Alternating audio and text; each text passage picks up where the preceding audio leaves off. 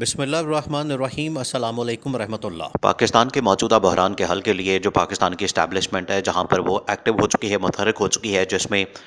Army chief general Asim Munir, southern کمان کے commander general Asif غفور اور اہم ترین لیفٹیننٹ جنرلز جن کی کور کمانڈر کانفرنس بھی ہوئی، وہ اسی تناظر میں تھی کہ پاکستان کس طریقے سے سفارتی سطح پر ایک موقف اختیار کر سکتا ہے، عالمی سطح پر جو حالات پیدا ہو چکے ہیں اس کے تناظر میں، اور ان کی جانب سے بڑا زبردست موقف اپنایا گیا۔ اور اسٹیبلشمنٹ کی جانب سے، یعنی کہ جنرل عاصم منیر کی جانب سے، پاکستان کی فوج کی جانب سے جو اسرائیل ہے اس کو پیغام دیا گیا کہ ہم فلسطین کی سفارتی حمایت، سیاسی حمایت جاری رکھیں گے اور ہم کسی صورت اس موقف سے پیچھے نہیں ہٹیں گے۔ یہ تو تھی سفارتی سیاسی حمایت اور فلسطین کے موقف کی حمایت، جو کہ بانی پاکستان قائد اعظم محمد علی جناح نے بھی اپنایا تھا، اور یہی موقف عمران خان نے اپنے دور حکومت میں اپنایا تھا۔ لیکن یہاں پر فرق کیا، جو پی ڈی ایم حکومت اور پی ڈی ایم حکومت کے جعلی عہدیدار اور ان کے جو جعلی سربراہان اور لیڈران، اس کے بعد ابھی یہ جو نگران حکومت ہے،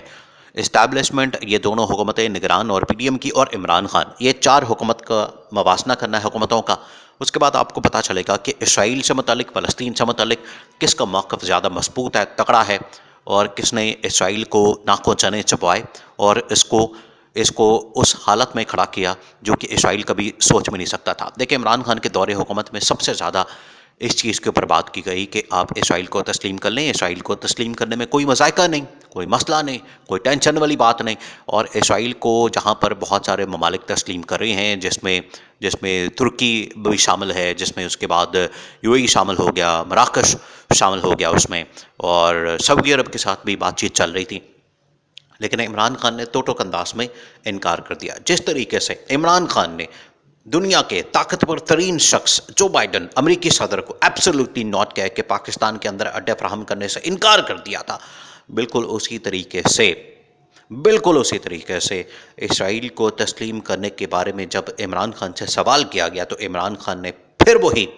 لفظ کہا، ایبسولوٹلی ناٹ، کیونکہ عمران خان نے کہا کہ قائد اعظم محمد علی جناح نے فلسطین کی حمایت کی اور اسرائیل کو تسلیم کرنے کے حوالے سے انکار کیا، اور اس کو یورپ کی ناجائز اولاد کہا۔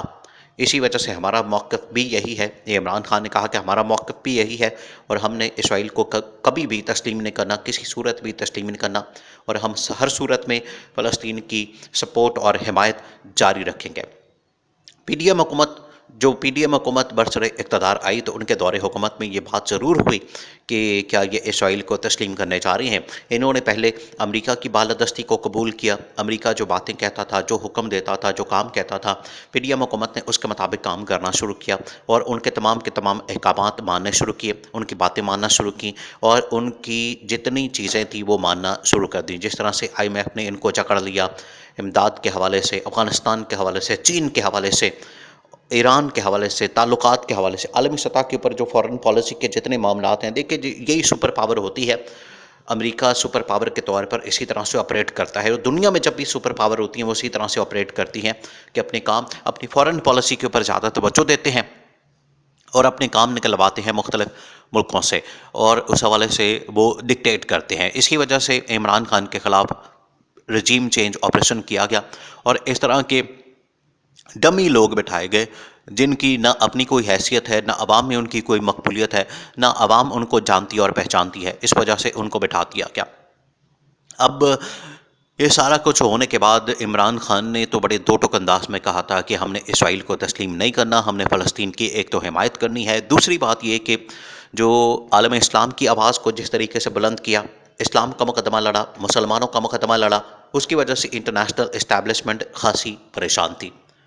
اب اس کے بعد پی ڈی ایم اور اس کے بعد اب یہ نگران حکومت، ان کی جانب سے ایک بات سامنے نہیں آئی، لیکن جنرل عاصم منیر نے دو ٹوک انداز میں میسج کنوے کیا ہے کہ ہم فلسطین کی سیاسی اور سفارتی حمایت جاری رکھیں گے، اور ہم کسی صورت میں اسرائیل کے اس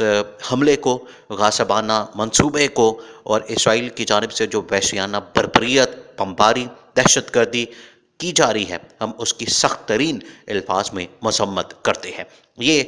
پاکستان کی اسٹیبلشمنٹ فوج کی جانب سے دو ٹوک انداز میں موقف اختیار کیا گیا ہے۔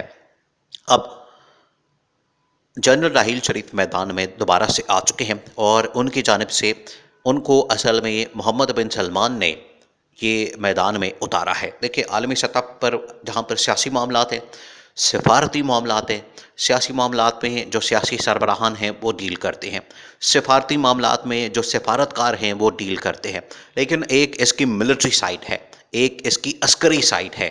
اس پر آخرکار ایک جرنیل کی، فوجی کی ضرورت پڑتی ہے، اور ملٹری سائٹ کو سنبھالنے کے لیے اسی وجہ سے محمد بن سلمان نے جنرل راحیل شریف پاکستان کے سابق آرمی چیف کو جو ملٹری فورس ہے، جو سعودی کمانڈ ہے، اس کا سربراہ مقرر کیا ہے۔ اب ان کو میدان میں اتارا گیا، اور نہ صرف پاکستان کے ساتھ میسج کنوے کرنے کے حوالے سے ان کے ذریعے سے میسج کنوے کیا جا رہا ہے، بلکہ جو عالمی سطح پر سیاسی اور عسکری معاملات ہیں، ملٹری کے معاملات ہیں، اس حوالے سے بھی ان کی بریفنگ لی جا رہی ہے اور ان کے حوالے سے بات کی جا رہی ہے۔ جنرل راحیل شریف کچھ عرصہ پہلے جب نگران حکومت کا معاملہ چل رہا تھا،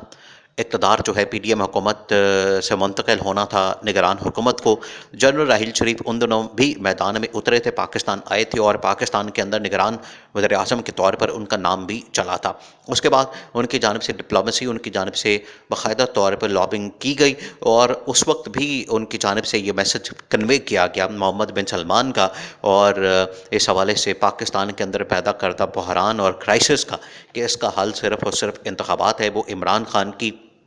وہی ڈیمانڈ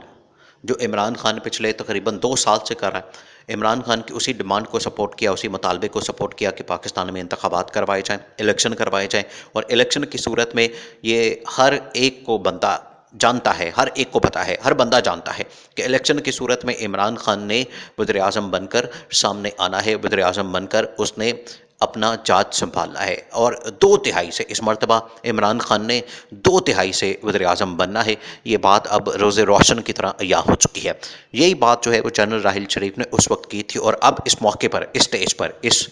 ٹائم پر، جب دنیا بھر میں یہ عالمی منظرنامہ عالمی جنگ کی طرف جا رہا ہے، تو اس میں جنرل راحیل شریف نے بڑا اہم ترین پیغام جنرل عاصم منیر اور سدرن کمان کے کمانڈر جنرل آصف غفور کو کنوے کیا کہ پاکستان کے حوالے سے جو پالیسی ہے، جو پالیسی سٹیٹمنٹ ہے، وہ عمران خان کے حوالے سے عمران خان کے علاوہ کوئی نہیں دے سکتا۔ سفارتی معاملات ہو،